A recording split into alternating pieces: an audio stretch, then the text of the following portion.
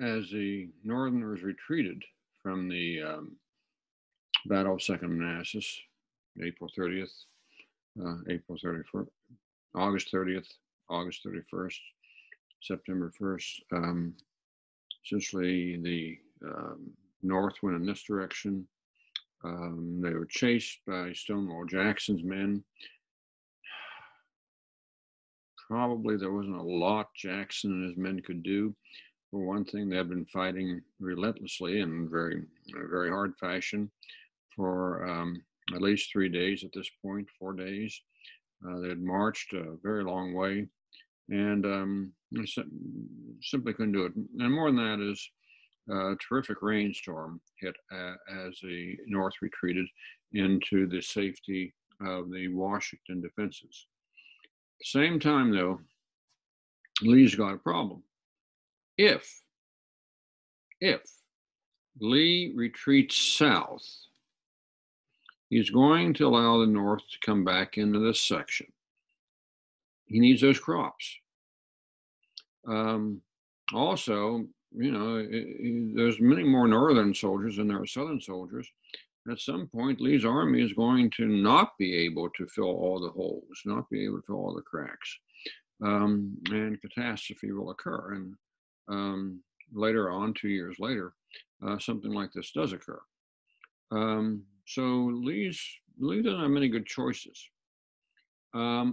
Probably his best choice, at least from what we've been told, and it's not clear that this was his best choice or that this was this was exactly what Lee was intending to, because this is hearsay based on General Wright, one of Lee's generals, saying that Lee had told him this, but that he was going to aim for Harrisburg up here, take his troops north, go up to Harrisburg. Again, Harrisburg is a very rich target. There's a gap in the mountains right above Harrisburg. The main line of the railroads comes through that gap. The telegraphs come through that gap. If you capture Harrisburg as a state capital, and frankly, you're north of Philadelphia if you do that. And you can go almost any place you want, to Philadelphia and Baltimore, or maybe even head for Washington. So if Lee could just turn the corner, in a manner of speaking, if he could go up like this and spin around like that, hey, the South is going to be in a very good position. So Lee's troops are beat to hell. But nevertheless, he sees this as a great opportunity. And I don't think he's wrong in this. Certainly, he had every reason to believe, as he finds out that McClellan, of all people, is back in charge of the army. He had every reason to believe that by the time McClellan got around to moving, that, oh, what the heck, and McClellan moves so slowly, and he's hesitant, and he doesn't have any real fire. I can keep going and outmaneuver McClellan and outrace him, and I'm going to be in Harrisburg by the time McClellan finally decides what to do, which actually is not such a bad piece of reasoning. And so Lee heads up this way, takes his troops across here, across the Potomac, right here.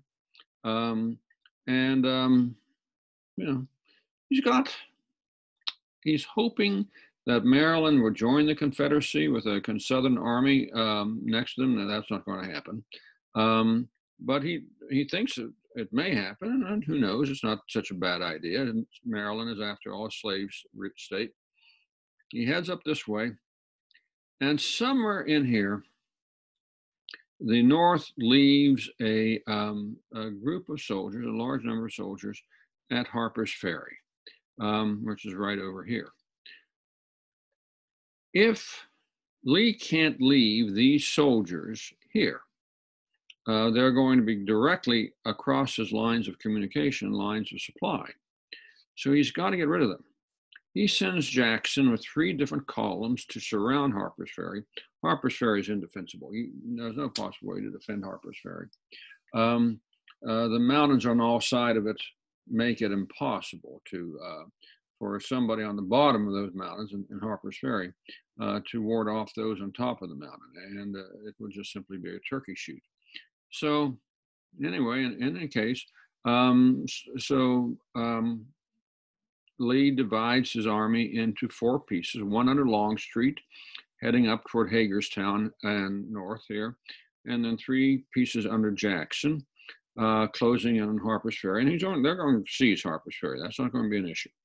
And then here he realizes that right on this side of Fredericksburg, there's a good mountain, good place for defense. And so he drops off a general by the name of D.H. Hill with a small number of troops, basically just to watch and see what McClellan is up to.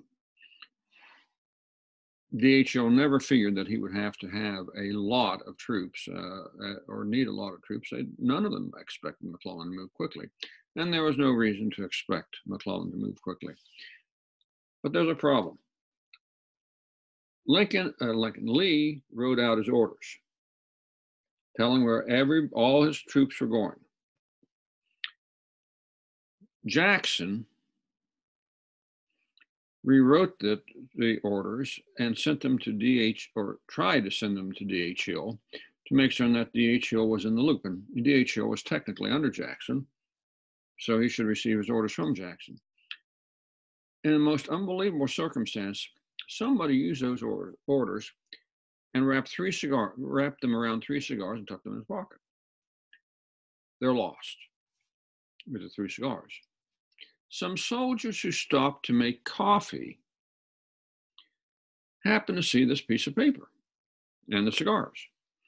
We don't know what happened to the cigars. I presume that they found a way to dispose of them. And then they read the orders, immediately saw what it was, took it to McClellan's headquarters. Somebody in McClellan's headquarters authenticated the writing. And suddenly McClellan knew that Lee had divided his army into at least 4 pieces, and they were scattered all over the Maryland and Virginia countryside. At that point, any sensible general would have thrown any troops he could find forward, because many of Jackson's troops were in positions that were exposed. McClellan waited 18 hours to get everything in motion. And there was a civilian at McClellan's headquarters when all this happened, who happened to be a Southern sympathizer. And that civilian goes over and tells Lee and Longstreet, what had happened. And now Lee decides that he's got to pull his troops back, get on this side of the Potomac down here, because McClellan knows that Lee's troops are divided all over the place. And then at that moment, Jackson notifies Lee that he is about to capture Harper's Ferry. That means that Lee can pull his army back together. And for reasons that escape me, Lee might have had 44,000 troops. He's going to be outnumbered about 2.5 to 1 by Northern troops. Instead of staying on this side of the Potomac, right there's the Potomac, he brings his troops over on this side of the Potomac, leaves them on that side of the Potomac, at a place called next to Antietam Creek, hence the name Antietam, or Sharpsburg.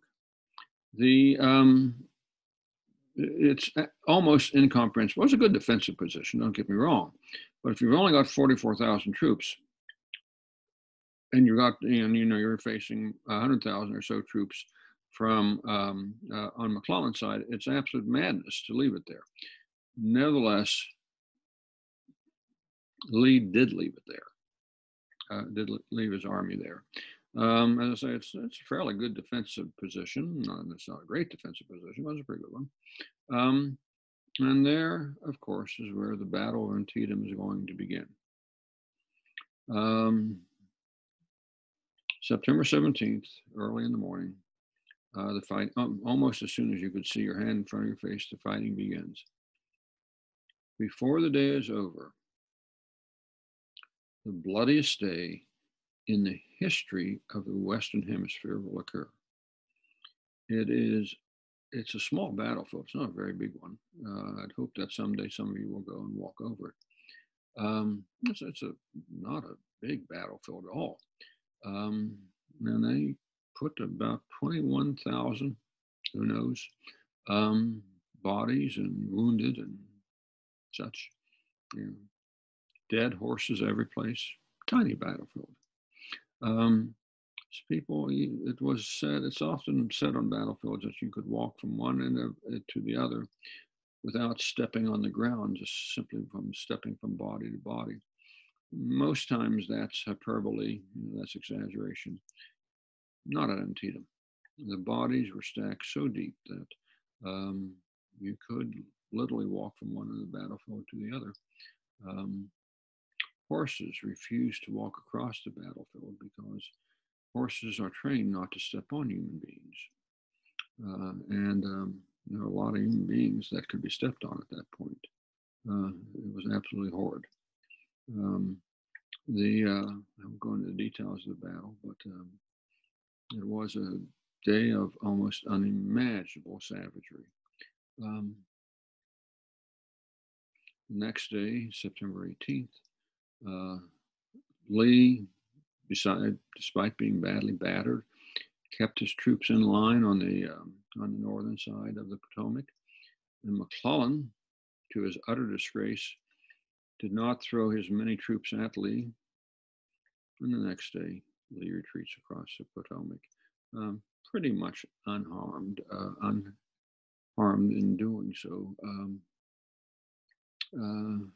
Certainly, although it's going to be a Union victory, which will allow Lincoln to issue the Emancipation Proclamation, in military terms, this is one of the grimmest examples of military incompetence ever exhibited by an American general. When Lincoln fires McClellan in November, McClellan richly deserves to be fired. And so I'll leave other sources to tell you just how awful the battle was. But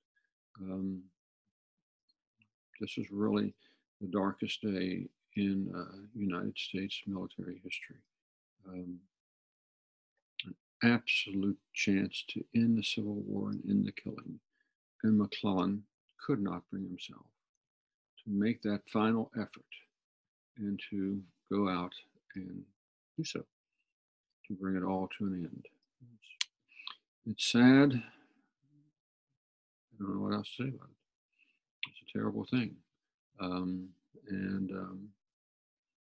You know, hopefully we'll never see a day like it again.